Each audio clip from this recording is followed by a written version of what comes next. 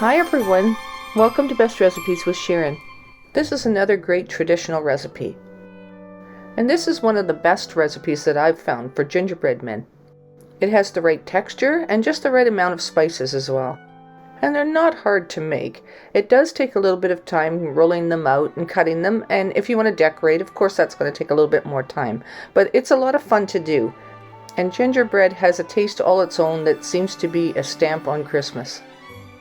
And it just don't seem complete without it. So let's go ahead, get together our ingredients, and I'll show you how to make these. In a large mixing bowl, add 3/4 cup of butter. Now add 1 cup of lightly packed brown sugar. Add 1 egg. We'll mix these first few ingredients together until they're well combined. And this just gives a nice base for all the other ingredients that we're going to add. So now then, on to adding 1/2 cup of molasses. I use fancy molasses because it's a little bit sweeter. And it does make a difference in the taste what type of molasses you use. You don't want it overbearing. Now add 1 teaspoon of cinnamon, 1/2 teaspoon of nutmeg, 1 tablespoon of ginger, 1 teaspoon of baking soda. Then add 1/2 teaspoon of salt.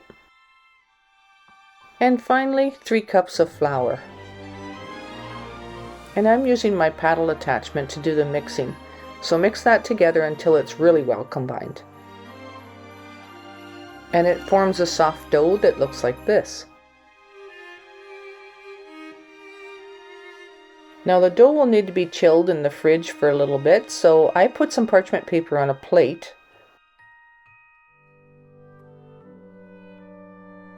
Start by placing half the dough on the parchment paper, forming it into a disc shape, and then place parchment paper over top of it again. Place the rest of the dough on top of that, and flatten the dough into a disc shape. This will make it easier for rolling out later. To some kind of plastic Ziploc or plastic covering so that you can put it in the fridge and it won't dry out while it's in there. Find a nice spot to put it in the fridge, and it needs to be refrigerated for at least an hour or overnight. When you're ready, remove it from the fridge, preheat your oven to 375 degrees, and I place parchment paper on 2 large cookie sheets. On a lightly floured work surface, roll out the dough to a thickness of about 1/4 inch. And as you can see here, I'm rolling it out on top of parchment paper, but I have the rolling pin right on top of the dough. But you can do it with parchment paper under and on top, and secure it against the counter so that the parchment paper won't push away from you. And it's easier that way because you don't have to use as much flour, and you can peel it off and have a nice clean dough ready to go. And then you use the cookie cutter of your choice. And you go ahead and cut your cookies. And make sure that you use the similar size cookies on the same cookie sheet because the smaller ones will cook faster than the larger ones. Here I have a little girl and boy cutter, and so I will cut this out and start with the small ones first. And the small ones are easy to just pick up and place on the cookie sheet without breaking them.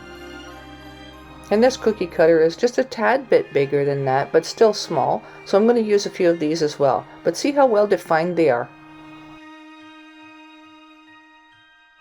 So we'll place these in a 375 degree oven for probably between 5 to 7 minutes. So set your timer at 5 minutes and check on them.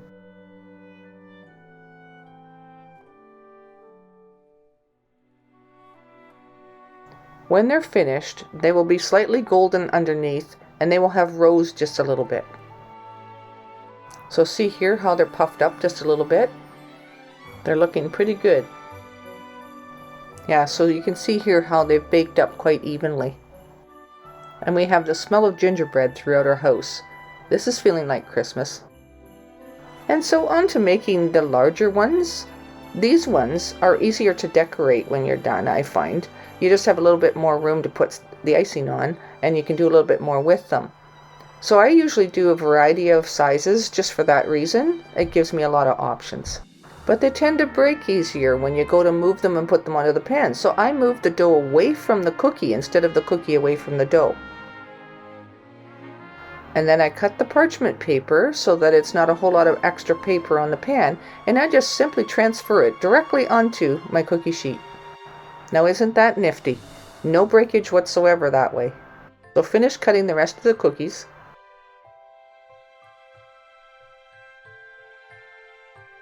I'll make a little pile of leftover dough and roll it out later.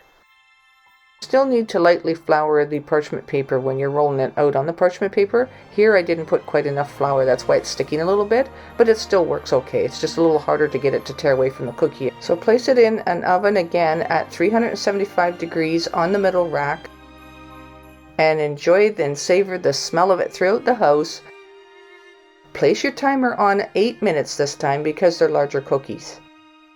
And here I rolled out my leftover dough, and I'm going to make a Christmas tree.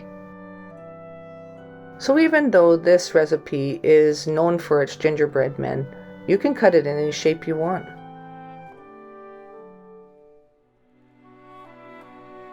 So I've had a lot of fun with this. I've used a lot of different cookie cutters here, and we have a lot of different sizes. I am going to show you some ideas that I have on how I decorate them. Now I always make sure I leave some without any icing on it because they're good that way too. But it's a lot of fun to decorate, so here's a few ideas.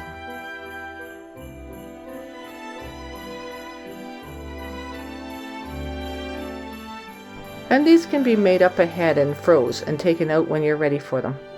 Thanks for watching, and until next time, happy baking!